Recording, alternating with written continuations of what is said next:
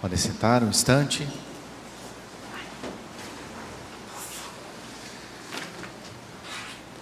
Caríssimos casais da Pastoral Familiar, que hoje vieram aqui para receber a sua bênção de envio, para trabalharem na Pastoral Familiar da paróquia, da nossa querida paróquia. Meus amados irmãos, a Santa Missa de hoje começa com uma oração que faz menção à família, que pede proteção à família, e diz assim a oração do dia de hoje: nós os pedimos, Senhor, continueis a guardar a vossa família com o vosso amor paternal, para que por vossa proteção ela se livre de todas as adversidades e glorifique o vosso nome pela prática das boas obras.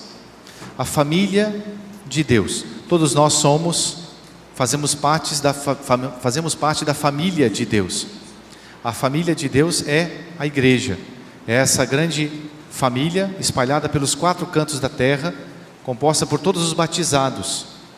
E dentro da família maior, que é a igreja, nós temos a nossa família, a família que Deus nos deu, da qual nós viemos, não é? E também para a qual nós devemos ter tanto carinho e tanto amor. E por isso nós estamos hoje aqui, depois de uma longa jornada, não é? Talvez mais de um ano que nós tenhamos batalhado para formar a equipe da Pastoral Familiar. Hoje quero apresentar a paróquia, não é?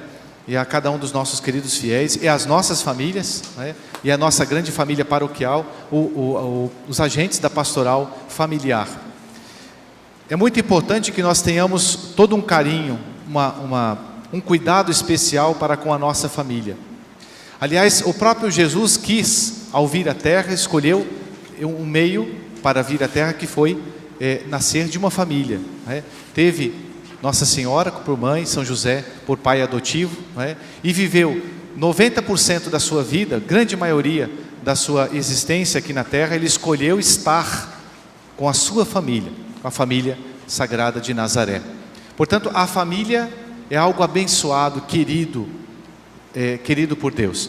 E é interessante que o primeiro milagre de Nosso Senhor foi em prol de uma família que acabava de nascer, né, naquela festa de casamento em Caná da Galileia, quando Nosso Senhor percebe, quando Nossa Senhora, a rainha da família, percebe que aquele casal não tinha mais vinho. Nossa Senhora então vai lá até Jesus e intercede a Jesus por aquela família, né?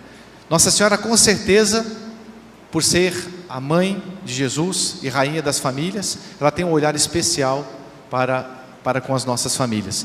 E como nós devemos também tê-lo, como nós também devemos ter esse cuidado, esse esmero de amar a nossa família, de cuidar dela como uma planta frágil, mas que pode dar poderosos e muitos e copiosos frutos. Frutos para a igreja, frutos de filhos e filhas santos e santas, né? Frutos para a sociedade também. Então, o cuidado que nós devemos ter para com a família. E nós devemos pensar que a família é uma instituição sagrada, mas que requer todo um cuidado, porque ela é tão atacada pelos seus inimigos. Alguém dizia que a última batalha vai ser contra a família cristã, porque é na família que nós recebemos os valores, é na família que nós recebemos as primeiras sementes da fé, é na família que nós aprendemos a chamar a Deus de Pai, não é? A rezar, a cultuar e a adorar a Deus, que nós percebemos o quanto é importante e aprendemos a necessidade do sacrifício, da renúncia, a prática das virtudes. É na família que nós aprendemos, vendo, mais do que talvez pelo ouvido, mas vendo os nossos pais de joelhos, a nossa mãe, o nosso pai a rezar, ou a nos chamar para vir à missa aos domingos. É ali, nesse recinto sagrado, que a gente aprende as primeiras noções da fé. Portanto, o pai e a mãe são os primeiros catequistas, foram os nossos primeiros catequistas, não é? Então a família é um lugar sagrado, é na família que nós recebemos a vocação que nós temos hoje, quer para vida religiosa, vida consagrada, quer para a vida matrimonial também. É vendo o amor do pai, o respeito do pai pela mãe, da mãe pelo pai, é que a gente também aprende a respeitar os outros. Então, quantos valores, tudo isso nós cultivamos e recebemos no seio de uma família. Nós temos que ter, sim, um grande amor pela família, né? E para isso, cabe bem a primeira leitura de hoje, São Paulo aos Efésios. Ele fala que é preciso que a gente se lembre que nós estamos como que numa guerra, numa batalha espiritual. E no capítulo 6 de São Paulo aos Efésios, ele fala de uma armadura, que é preciso que a gente tenha, impunha uma armadura poderosa contra os nossos inimigos, porque não é contra homens de carne e osso, diz ele, que nós temos que lutar, não é contra as pessoas más. Às vezes com a injustiça, não é? com tanta coisa ruim neste mundo, com tanta covardia, maldade, com tantos crimes e impunidades, a nossa tendência muitas vezes é fazer justiça com as próprias mãos, não é? É querer ter um espírito quase que não de justiça, mas justiceiro, não é? E isso não vai resolver. Mesmo Jesus disse antes da sua paixão, porque aquele que tende ir pela espada será ferido. Então não é pela violência, mas é uma outra violência que São Paulo fala aqui. A violência é contra o mal, contra o demônio, contra as ideias e as ideologias que parecem serem boas, parecem serem boazinhas, mas que na verdade minam, destroem, tende a destruir a família, como essa instituição sagrada. E hoje nós vemos tanto essas ideologias, não é? A ideologia da cultura da morte, que vai desde o aborto, não é? A descriminalização do aborto, a achar que a defesa de que o aborto é uma coisa boa, até a eutanásia, por exemplo, para as pessoas que não têm mais utilidade para a sociedade, não é? Que vai desde a promiscuidade, dos desvios sexuais, como por exemplo o homossexualismo, até, por exemplo, a falta de abertura à vida como uma bênção de Deus para um casal, né? Enfim, quantas ideologias que vão de encontro, que querem destruir a família, e o demônio bem sabe, como disse São Paulo na primeira leitura, esse espírito espalhado pelos ares, o demônio, ele bem sabe que minando, lutando contra a família, o homem entrará também em xeque, a fé e os valores das virtudes entrarão em xeque, não é? Serão destruídos. Por isso, como nós devemos nos armar? São Paulo diz que é preciso a gente colocar uma couraça, e ele enumera essa couraça, quais qualidades elas devem ter. Ele diz assim: primeiro a gente tem que estar armado com a verdade, os rins cingidos com a verdade. Então, o amor à verdade, não é? Nosso Senhor disse: eu sou o caminho, a verdade e a vida. Então, buscar com coração sincero, com intelectual, uma parte intelectual correta, não é? Sincera, a verdade. Depois, vestir-se da couraça da justiça. A justiça é aquela virtude que nos faz capazes de dar a cada um o que lhe cabe. A Deus, a adoração, a religião, a fé, o culto. Ao próximo, a caridade, a humildade, o serviço. E a nós mesmos buscarmos a santidade, né, a graça de Deus. Então, depois São Paulo diz, além da verdade e da justiça, ele fala que a gente tem que estar com os calçados, os nossos pés calçados, prontos para anunciar o Evangelho. Essa é a missão dos casais da pastoral familiar e de todo batizado, anunciar o Evangelho. Não só pregando para as pessoas, pegando o microfone e falando, mas com a vida. Nós seremos um Evangelho vivo, teremos uma pregação muito mais eloquente quando nós praticarmos as virtudes. Por exemplo, quando a gente pratica a caridade, a paciência para com o próximo, a humildade com o outro, o serviço, a gente está praticando e pregando o Evangelho, né, de uma maneira eloquente.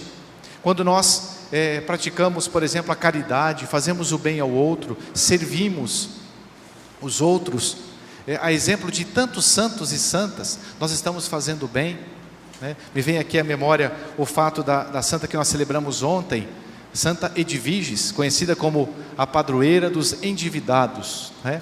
E é interessante, um fato muito interessante, que ela fazia o bem às pessoas, embora fosse uma princesa, uma rainha riquíssima, ela olhava para as pessoas pobres, ela ia no cárcere, nos cárceres, nas prisões, e ela conversava com as pessoas ali, que estavam muitas vezes presas, encarceradas, porque não tinham pago as suas dívidas, e ela queria escutar a história, ela procurava entender a história daquela pessoa ali, desvalida, não é? Menos favorecida, e ela pagava a fiança daquela pessoa, libertava e dava emprego para ela, né? E é interessante como ela fez o bem durante a sua vida, embora fosse uma grande rainha, uma rica e poderosa rainha, não é? E interessante que quando colocaram depois da sua morte ela no seu caixão, não é? Ela pediu para trazer consigo nas suas mãos uma pequenina imagem de Nossa Senhora.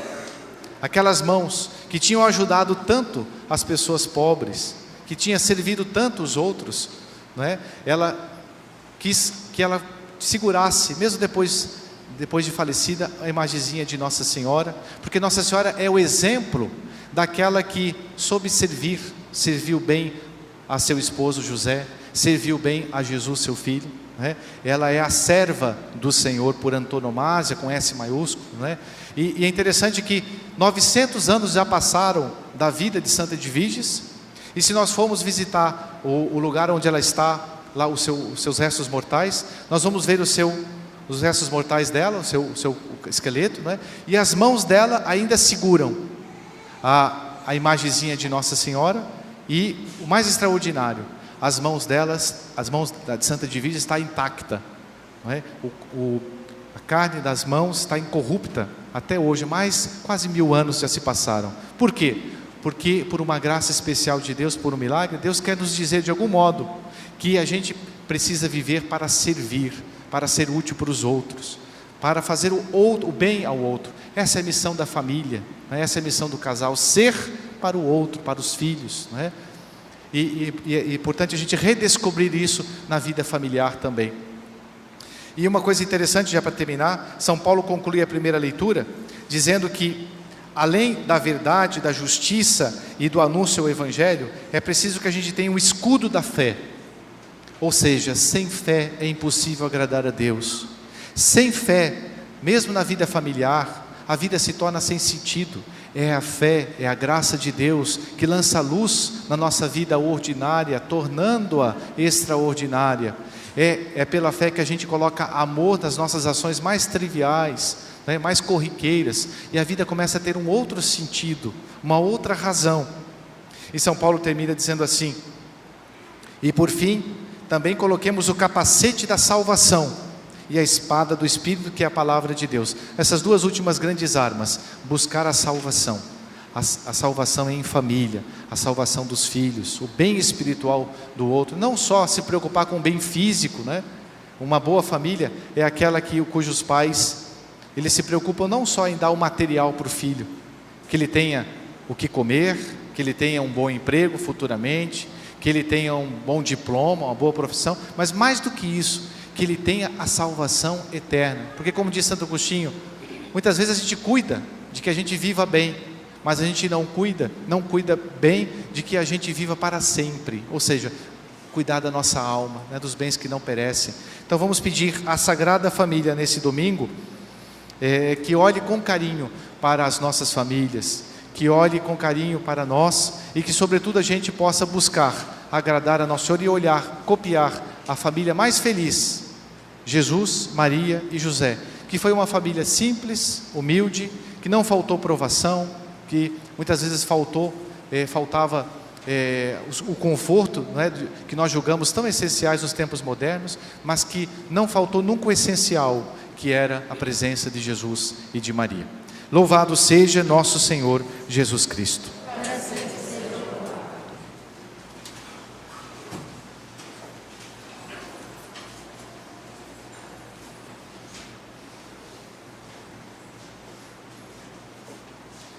Professemos a nossa fé cantando. Credo in